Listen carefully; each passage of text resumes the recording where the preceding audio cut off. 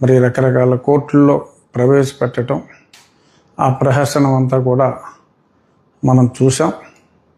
ఎట్టకేలకు మరి గతంలో రావణ్ మాట్లాడిన ఎక్స్ట్రీమిస్ట్ ఏజెన్సీస్ గురించి వారికి సంపూర్ణ మద్దతు తెలియజేస్తూ మరి అతను మాట్లాడిన ఆ వీడియోలు కొందరు చూసి దానిపైన కంప్లైంట్ ఇచ్చిన దరిమిల మరి ఈ చర్య తీసుకోవడం జరిగింది.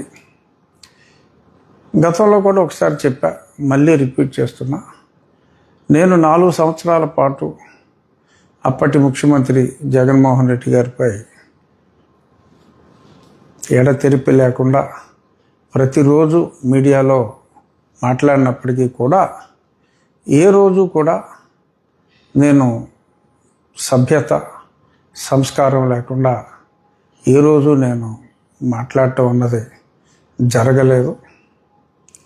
అయినప్పటికీ కూడా అతను జగన్మోహన్ రెడ్డి గారు కలత చెంది రాజద్రోహం కేసు ఆ తర్వాత కోర్టు తీసేసింది. యూఏపీఏ వచ్చింది.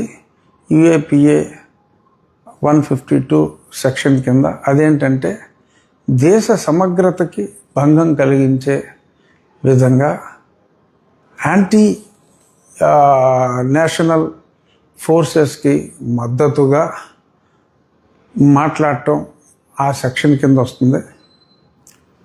మరి గతంలో నేను జగన్మోహన్ రెడ్డి పైన మాట్లాడినప్పుడు మరి అతను నా మీద రాజద్రోహాన్ని మిస్ఇంటర్ప్రెట్ చేసి అప్పుడు ఉన్న సునీల్ కుమారు, సునీల్ నాయక్ ఇంకా కొద్దిమంది గ్యాంగ్తో కలిసి ప్లాన్ చేసి అలా దారుణంగా లైట్గా చెప్పాల్సి వచ్చిందంటే మరి ఈరోజు సాక్షి పేపర్ చూస్తే చాలా రోత అనిపించింది. మరి ప్రతిపక్షానికి సంబంధించిన పేపరు ఎంత రోత పేపర్ అయినా ఈరోజు ఏ రోత రాశాడో చూడవలసిన బాధ్యత ఉంది. కాబట్టి నేను సాక్షి పేపర్ తప్పదు కనుక మరి అందులో చాలా విలపించాడు సాక్షివాడు. ఈ కేసు ఏంటి, ఇలా చేస్తారా అని చాలా దారుణంగా రోధించాడు సాక్షి. ఫ్లాష్ బ్యాక్ వెళ్ళండి. సాక్షి ఎడిటర్ గారు, సాక్షి ఓనర్ గారు కొంచెం ఫ్లాష్ బ్యాక్ వెళ్ళండి. ఆ రోజు తేడా మాట్లాడాను. అయినా సెడిషన్ అని ఉండేది అప్పట్లో, తర్వాత దాన్ని తీసివేయటం జరిగింది. నా సంఘటన జరిగిన దరిమిలానే. మరి అప్పుడు మాట్లాడని న్యాయం, సుధాకర్ గారిని చంపినప్పుడు మాట్లాడని వ్యక్తులు, సుబ్రహ్మణ్యాన్ని పార్సిల్ చేసినప్పుడు మాట్లాడని వ్యక్తులు, ఒక చిన్న పిల్లవాడిని కాల్చేసినప్పుడు బాపట్లలో మాట్లాడని వ్యక్తులు, అలాగే మరి ఆ పిచ్చి మద్యం తాగి మరి పిచ్చి మద్యంలో మరి బుర్ర పాడైపోయి కొన్ని ఎక్స్ట్రాయే మాట్లాడాడు. మరి అతన్ని 24 గంటల్లో శవాన్ని చేసినప్పుడు మాట్లాడని ఈ ప్రజాస్వామ్యవాదులు ఇప్పుడు సడన్గా రోడ్లెక్కి గొంతు చించుకోవటం చాలా ఆశ్చర్యం అనిపించింది. ఇటువంటి ఈ కేసుని మరి ఆ రావణ్ అన్న వ్యక్తిని నన్ను కూడా 2 ఇంటర్వ్యూలు చేశాడు. ఆ ఇంటర్వ్యూల వరకు కొంత సభ్యత సంస్కారాలతోనే నడిచాయి. ఈ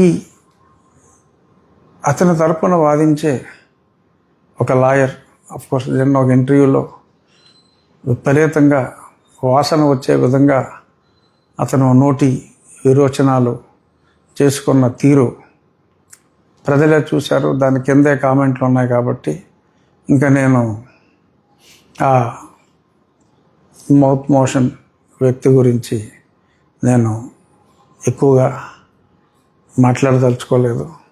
అతని అక్కినేని అభినయాలు వీటి గురించి అంటే నాసిరవారి ఫేవరెట్ అనుకుంటాను. కొంచెం ఇలా అలా కాస్త ఆ ఎక్స్ప్రెషన్స్ నాసిరవారు చేస్తే బాగుంటుంది. సరే ఓకే, ఇప్పుడు అభినయం జోలికి అనవసరం. సరే, ఫైనల్గా మరి నిన్న మరి ఆ కోర్టులో అంతిమంగా పవన్ కళ్యాణ్ గారి మీద విపరీతంగా నోరు పారేసుకున్న జోసెఫ్ ఎలియాస్ రావణ్, ఎవరైనా సరే మీకు నచ్చిన మతం గురించి మీరు మాట్లాడుకోండి, పక్క మతం గురించి దయచేసి కించపరచకండి.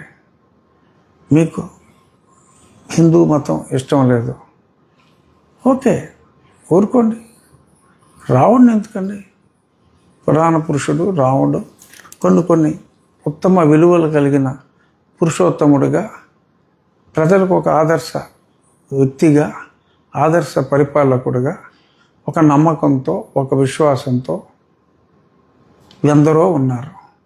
వారి మనోభావాల్ని కించపరచవలసిన అవసరం లేదు. సనాతనం అంటే దానికి ఒక విపరీతమైన అర్థం చెప్పి ఇలా మరి విచ్చలవిడిగా నేను దేశభక్తుడిని కాదు, నాకు దేశభక్తి లేదు, ఐఆమ్ అండర్లైనింగ్, మీరు సరిగ్గానే విన్నారు అనే మాటలో అది మంచిది కాదు. రావణ్కైనా శ్రావణ్కైనా ఎవరికైనా కూడా అటువంటి మాటలు మంచివి కాదు. నిన్న శ్రావణ్ కుమార్ ప్రజల్లో నేను ఏనాడు అనని మాటలు అన్నట్టుగా 3 మేకులు 2 చెక్కలు దేవుడిగా జీసస్ క్రైస్ట్ని నేను అభివర్ణించినట్టుగా దుష్ప్రచారం అతను చేస్తున్నాడు. భగవంతుని సాక్షిగా నేను అటువంటి మాటలు మాట్లాడలేదు. నేను మాట్లాడింది నా వెన్నంటి వచ్చిన ఒక జన సైనికునికి నుదుటిపై మేకు, ఒక చెక్కకి మేకు పెట్టి నుదుటిపై దగ్గొడితే ఈ మేకులు కొట్టడం ఏంటి అని నేను మాట్లాడా. అది కూడా కత్తితో పడటం చూసాం, చాకుతో పడటం చూసాం. ఈ మేకుతో నవరగంత మీద కొట్టడం ఏంటి, ఈ మేకేంటి అని నేను ఆ ఇన్సిడెంట్ని నేను ప్రశ్నిస్తే దాన్ని దేవుడికి అన్వయించి మరి మాట్లాడారు. నేను సరే 2-3 సార్లు క్లారిఫై చేశా, కానీ కొంతమంది సీనియర్ జర్నలిస్టులు కూడా ఈ ఇష్యూ గురించి రఘురామకృష్ణరాజు జీసస్ క్రైస్ట్ని అలా మేకుల దేవుడు, చెక్కల దేవుడు అని అనకుండా ఉండవలసింది అని చెప్పి కొంతమంది సీనియర్ జర్నలిస్టులు కూడా మాట్లాడటం చూసి, ఓహో, ఈ విషయం ప్రజలకి చేరలేదా అనే విషయాన్ని నేను పూర్తిగా క్లారిఫై చేయటానికే ఈ వీడియోని నేను టెలికాస్ట్ చేస్తున్నా. నాకు క్రైస్తవం అంటే గౌరవం, హిందూ మతం అంటే ప్రేమ, ఇస్లాం అంటే గౌరవం ఉన్నాయి. నేను ఎప్పుడూ ఏ మతాన్ని కించపరచను. రాజ్యాంగాన్ని గౌరవించమనే నేను చెప్తున్నాను. ఆ రాజ్యాంగం గురించి మాట్లాడితే నా నాలుగు కోసి, డిప్యూటీ స్పీకర్ నాలుగు కోసి డిప్యూటీ సీఎంకి పంపుతానని చెప్పి మాట్లాడిన మాటల్ని మరి ఖండించాలి, అటువంటి వారిపైన చర్య తీసుకోవాలి అని చెప్తే చర్య తీసుకునే దమ్ముందా చూద్దాం, రాష్ట్రం ఏమైపోతుందో చూద్దాం అని మరి రాష్ట్ర ప్రభుత్వాన్నే, శాంతి భద్రతలనే మరి సవాల్ చేస్తున్న ఆ వ్యక్తిని మరి చూస్తూ ఊరుకుంటారా లేక చర్యలు తీసుకుంటారా అనే దాని మీద నేను ఎక్కువగా మాట్లాడదలుచుకోలేదు. నేనైతే ఇవాళ కాకపోతే రేపు రావణ్కి 5 రోజులు పట్టింది, అలా శ్రావణ్కి 50 రోజులు పట్టవచ్చు. చూద్దాం. ప్రభుత్వాన్ని నమ్మిన వ్యక్తిని, పోలీస్ వ్యవస్థను నమ్మిన వ్యక్తిగా, ముఖ్యమంత్రి గారి సమర్థ నాయకత్వం మీద పూర్తి విశ్వాసం ఉన్న వ్యక్తిగా రాబోయే రోజుల్లో ఆలస్యం అయినప్పటికీ, ఎన్ని బెదిరింపులు ఎలా చెప్పి బెదిరించినప్పటికీ తప్పకుండా నువ్వు ఎన్ని అబద్ధాలు నా మీద నోటుకొచ్చినట్టు వాగి ప్రచారం చేసినప్పటికీ yes I'm very sure in coming days justice would be done. Thank you.